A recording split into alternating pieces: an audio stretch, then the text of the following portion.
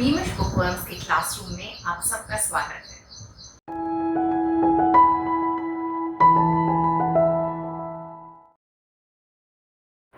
Hello everyone and welcome to बीमिश bookworms. आज हम हे मातृभूमि कविता सीखेंगे और समझेंगे। हे मातृभूमि कविता महान कवि राम प्रसाद बिस्मिल द्वारा लिखी गई है। इस कविता में उन्होंने भारत माता के प्रति उनके मन में जो प्रेम व आदर है उसे व्यक्त किया है। इस पूरी कविता में उनका भक्तिभाव छलकता है। वे खुद भी एक स्वतंत्रता सेनानी यानी एक फ्रीडम फाइटर थे, इसलिए ये पूरी कविता देशभक्ति से परिपूर्ण है। आओ पहले इस पूरी कविता को एक बार पढ़ते हैं, फिर मैं दो दो पंक्तियां लेकर उसका अर्थ आपको समझाऊंगी। हे मातृभूमि, हे मातृभूमि, तेरे चरणों में शीश नवाऊं, मैं भक्ति भेंट अपनी तेरी शरण में लाऊं। माथे पर तू हो चंदन, छाती पे तू हो माला, जीवा पे गीत तू हो मेरा, तेरा ही नाम गाऊं। जिससे सपूत उपजे श्री राम कृष्ण जैसे, उस धूल को मैं तेरी निज शीश पे चढ़ाऊं। माई समुद्र जिसकी पदरज को नित्य धोकर करता प्रणाम तुझको, मैं वे चरण दबाऊं। सेवा में तेरी माता मैं भेदभाव तज कर, वह पुण्य नाम तेरा प्रतिदिन सुनु सुनाऊं। तेरे ही काम आऊं, तेरा ही मंत्र गाऊं, मन और देह तुम पर बलिदान में जाऊं। ठीक है, अब दो दो पंक्तियां करके इसका अर्थ समझते हैं। हे मातृभूमि, तेरे चरणों में शीश नवाऊं, मैं भक्ति भेंट अपनी तेरी शरण में लाऊं। मातृभूमि शब्द दो शब्दों से बनता है, मातृ यानी माँ और भूमि यानी धरती। तो मातृभूमि शब्द का अर्थ हुआ धरती माँ यानी मदरलैंड। चरण माने पांव, शीश माने सिर या हेड, भेंट माने उपहार गिफ्ट, शरण माने पनाह या सैंक्चुरी। कवि कहते हैं, हे धरती माँ, तुम्हारे पावन कदमों पर मैं अपना सिर श्रद्धा पूर्वक झुकाता हूँ।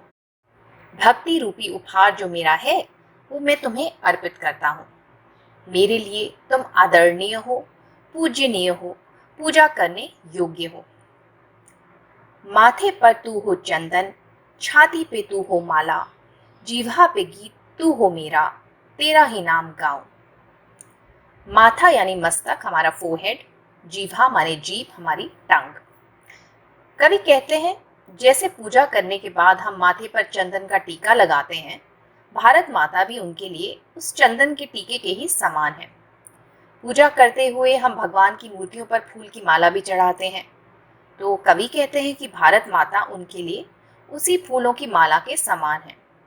उनकी जुबान पर केवल भारत माता का ही नाम रहता है और उसी नाम को जपते रहते हैं, उसी नाम का गुणगान करते हैं। जिससे सपूत उपजे श्री राम कृष्ण जैसे, उस धूल को मैं तेरी निज शीश पे चढ़ाऊं। सपूत माने अच्छा बेटा, अ नोबल सन, जो अच्छे काम करे। उपजे माने पैदा होना, टू बी बॉर्न, और निज मतलब हमेशा, ऑलवेज। तो कवि क्या कहते हैं, जिस पवित्र धरती पर श्री राम और श्री कृष्ण जैसे महान कुलीन पुत्रों ने जन्म लिया है, जहाँ वो पैदा हुए हैं, उस धरती की धूल भी चंदन के समान है, पूजा करने के योग्य है। और इस पवित्र धूल को विभूति के समान वो अपने माथे पर तिलक के समान लगाना चाहते हैं।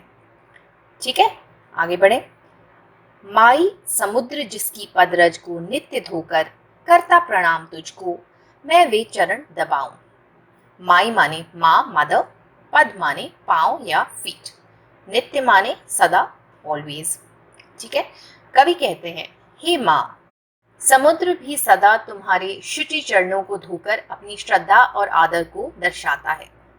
मैं भी उसी प्रकार तुम्हारी सेवा करना चाहता हूँ। सेवा में तेरी माता मैं भेदभाव तज कर, वह पुण्य नाम तेरा प्रतिदिन सुनो सुनाऊं। तज कर माने त्याग करके, छोड़कर, पुण्य माने पावन, होली, सीक्रेट।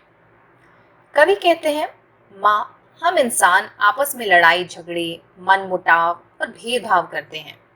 इससे जो हमारी माँ है उसका मन दुखी होता है।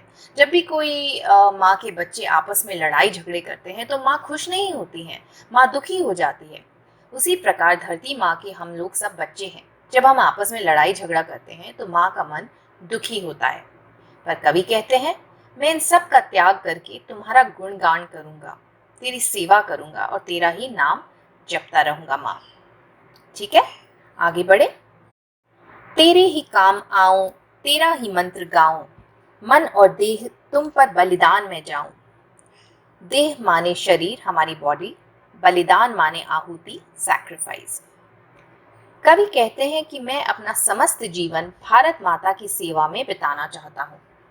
मैं अपना शरीर मन दोनों का बलिदान देने को तैयार हूँ। मेरा सर्वस्व, मेरा सब कुछ भारत माता पर कुर्बान है। क्योंकि कवि एक स्वतंत्रता सेनानी रह चुके हैं, इसीलिए उनके मन में अपने देश के प्रति बहुत प्रेम है, बहुत आदर है।